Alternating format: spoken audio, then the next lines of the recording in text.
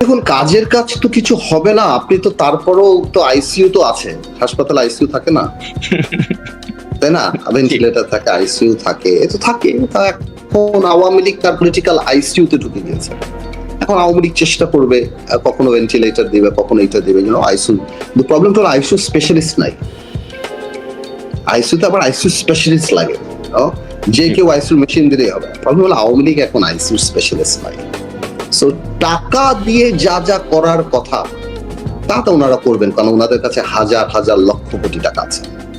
কিন্তু টাকা তো আমি বললাম না, আল্লাহর দরবারেও টাকার কোনো দাম নাই, আর আল্লাহ যখন ঘটনা ঘটায় তখনও কিছু থাকে না। আমার মনে হয় না এগুলি করে খুব একটা সুবিধা করতে পারবে না।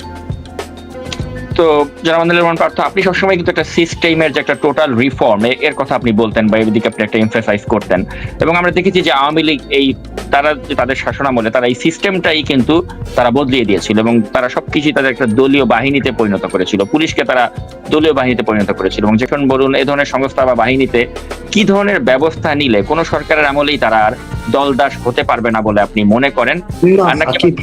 জাতিগতভাবে আমাদের রিফর্ম সম্ভব না? মানে আনফরচুনেটলি একটা কথা বলতে হবে যে সিস্টেমকে ঠিক করার জন্য কোনো ভালো রেজাল্ট পাওয়ার জন্য ইজ অনলি 30-40%। আমার কাছে মনে হয় আসল কথা সাকিব, ভালো লোকটা দরকার, দরকার ভাই। ভালো মানুষ যদি না হয় না, যে কোনো খারাপ মানুষ যে কোনো ভালো সিস্টেম ধ্বংস করে দেবে। আপনার মনে নাই একসময় কিন্তু ইন্দিরা গান্ধীর মতো নেত্রীও কিন্তু ভারতে অনেক আনপপুলার ছিল, অনেক আনপপুলার ছিল, আর উনি সিস্টেম করাপ্ট করতে চেয়েছিলেন।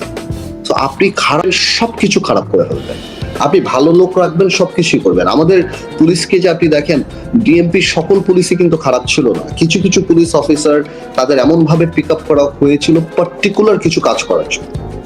যেহেতু পার্টিকুলার কিছু কাজ করার জন্য করা হয়েছিল, তো ওনারা ওই পার্টিকুলার কাজগুলি করেছেন। এবং যেহেতু পুলিশ দৃশ্যমান সরকার, মানুষের ক্ষোভটা পুলিশের উপরে বেশি ছিল।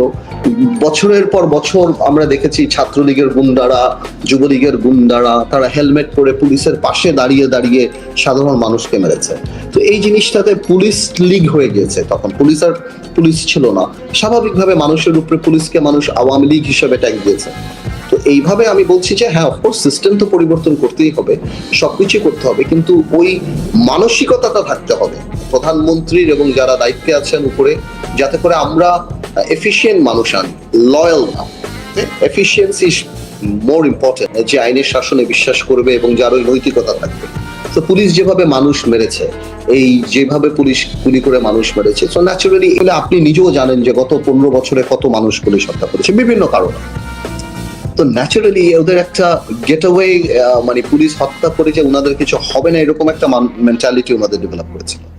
আমি মনে করি ওইটারই এন্ডটা এখানে হয়েছে। অফকোর্স সিস্টেম চেঞ্জ করতে হবে, সেখানে আমার চেয়ে বেটার যারা এই ব্যাপারে এক্সপার্টিজ, এই লোকগুলিকে এখন আনা দরকার। দেখুন, আমরা পলিটিশিয়ান, আমাদের সব ব্যাপারে এক্সপার্টিজ নাই।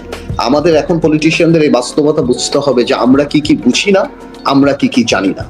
সো আমাদের সেই লোকগুলিকে এনে সঠিক জায়গায় বসানোর ওই মানসিকতা থাকতে হবে, যদি আপনি দেশকে আসলে ভালো কিছু করতে চান। তো এদিকে বিএনপির ভারপ্রাপ্ত চেয়ারম্যান জনাব তারেক রহমানের দেশে প্রত্যাবর্তনের যে বিষয়টা, সেটা কিন্তু এখনো অনিশ্চিত। মানে তিনি কবে নাগাদ দেশে আসবেন